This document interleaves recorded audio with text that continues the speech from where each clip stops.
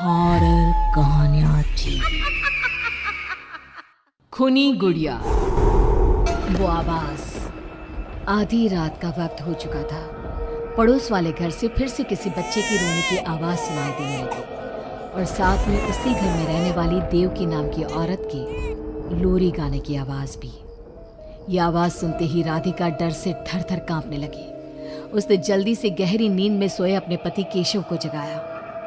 केशव उठो, देखो ना, फिर से किसी की लोरी गाने की आवाज आ रही है बाजू वाले घर से। क्या हुआ राधिका? क्यों परेशान हो रही हो? अरे कोई आवाज नहीं आ रही यार। लेकिन अभी बस 2 मिनट पहले तो देव की लोरी गा रही थी और एक बच्चा रो रहा था। अरे कोई मूवी देख रहा होगा, उसकी आवाज होगी। देवकी और उसके पति मोनिश ने बताया ना कि उनके बच्चे नहीं होते। उस घर में कोई बच्चा नहीं है। अब ना तुम भी सो जाओ और मुझे भी सोने दो।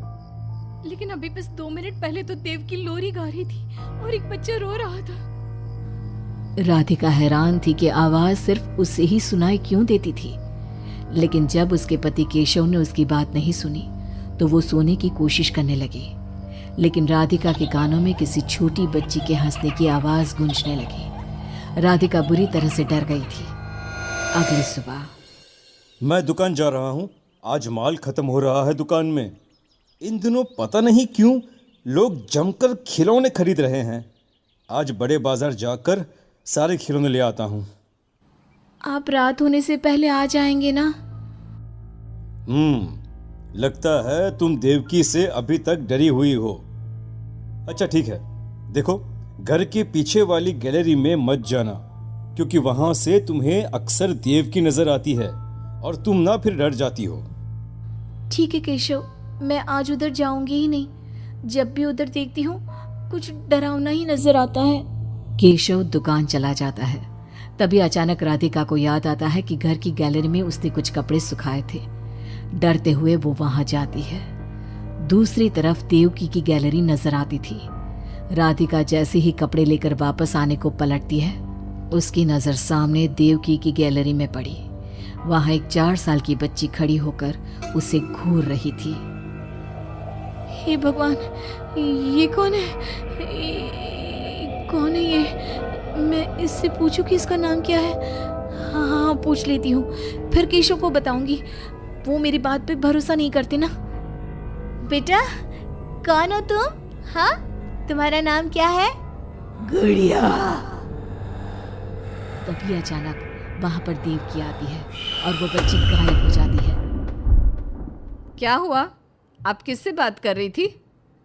वो यहाँ पे मैंने एक लड़की को देखा था। वो कौन थी? कहाँ गई वो अभी? कौन लड़की? मैंने कहा ना, मेरे घर में कोई बच्चा नहीं है। मैंने देखा था, वो यही थी। वो आपके पीछे कौन है? राधिका को फील होता है कि किसी ने उसे धीरे से पुकारा, आंटी। राधिका पलट कर देखती है तो वहां वो छोटी बच्ची खड़ी थी।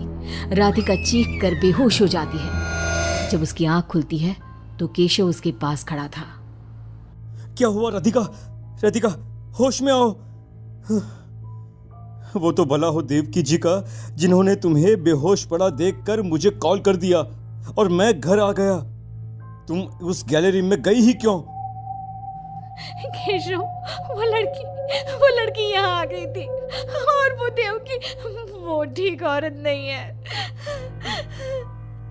तुम पागल हो गई हो राधिका। आज देवकी जी ने ही मुझे तुम्हारे बारे में बताया।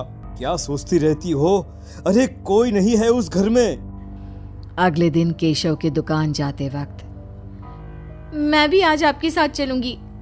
अच्छा ओके ठीक है, चलो चलो।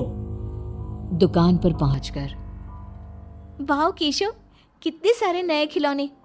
और ये इस पैकेट में क्या है? अरे एक बड़े साइज की डॉल है, मार्केट में नहीं आई है। सोचा अगर लोग खरीदेंगे तो अगली बार और ऑर्डर कर दूंगा। क्या मैं देख लूं इस डॉल को? हाँ देख लेना। मैं जरा माल लेने बड़े बाजार जा रहा हूँ। तुम दुकान संभाल लो और आराम से बैठकर खिलौने देख लो, ठीक है? केशव दुकान से चला जाता है। तभी कुछ देर बाद देवकी दुकान पर आती है। कैसी हो तुम? तुम यहाँ क्या लेने आई हो? गुड़िया। गुड़िया? मेरा मतलब तुम गुड़िया का क्या करोगी? तुम्हारे घर में तो बच्चे। तुम मुझे गुड़िया दिखाओ, बस बड़ी वाली गुड़िया। राधिका घबराते हुए बड़ी डॉल का पैकेट खोलती है। बिल्कुल ऐसी ही डॉल चाहिए। आज वो खुश हो जाएगी इसे देखकर। कौन कौन खुश हो जाएगी?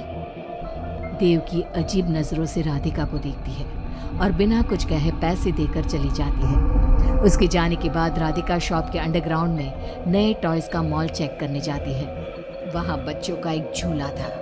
राधिका ने देखा कि वो झूला हिल रहा था, जैसे अभी अभी कोई वहां से उतरा हो। राधिका को किसी छोटे बच्चे की आवाज आती है। कौन है वहां? वही छोटी लड़की जो देविका के घर दिखी थी, राधिका के सामने आ जाती है। आंटी, मुझे गुड़िया चाहिए, वो बड़ी वाली। मेरे पास कोई गुड़िया उड़िया नहीं है। बड़ी गुड़िया चाहिए, मुझे दे दो, नहीं तो मैं ये सारे खिलौने जिंदा कर दूंगी और फिर वो आपको मार डालेंगे। कौन हो तुम? मैंने कहा ना नहीं है मेरे पास बड़ी गुड़िया। अभी तो थी ना, कहाँ गई? वो देवकी ले गई अपने साथ। अभी जाओ और मेरी गुड़िया लेकर आओ, बर्रा। उस छोटी लड़की के नाखून बड़े हो जाते हैं और पैर उल्टे। वो बहुत ही खौफनाक दिखने लगती है। नहीं देखो, मैं अभी जाकर तुम्हारी गुड़िया लाती हूँ। तुम यहीं रुको।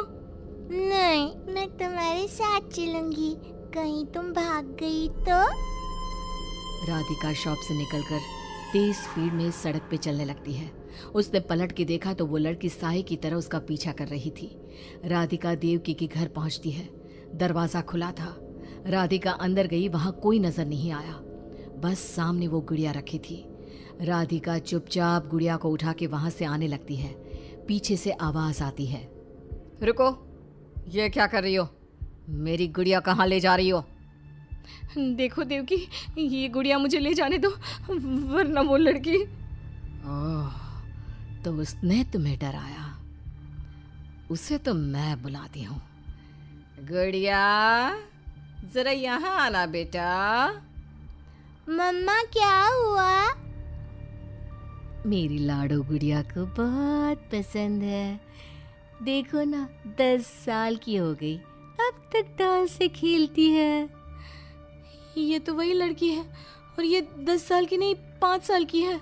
हाँ, लेकिन जब उस कार एक्सीडेंट में मर गई तब 5 की थी, अब तो 10 की हो गई है ना। मतलब ये मेरी बेटी है और मरने के बाद भी मेरे साथ है। इसे ना लोरी सुन के ही नींद आती है और डॉल्स इसे बहुत पसंद है। राधिका बुरी तरह से घबरा के भागती है। भागते भागते मेन रोड पे आ जाती है। वहीं उसका एक्सीडेंट होता है और उसकी मौत हो जाती है। लेकिन राधिका की मौत के बाद केशव को पास वाले घर से बच्चे के रोने और लोरी गाने की आवाज सुनाई देने लगती है। दोस्तों, हमें उम्मीद है कि आपको हमारी ये कहानी पसंद आई होगी। कृपया हमारे चैनल को सब्सक्राइब करें और सभी अपडेट्स के लिए बेल आइकन जरूर दबाएं। और हाँ, वीडियो लाइक और शेयर करना मत भूलिएगा। Bye bye.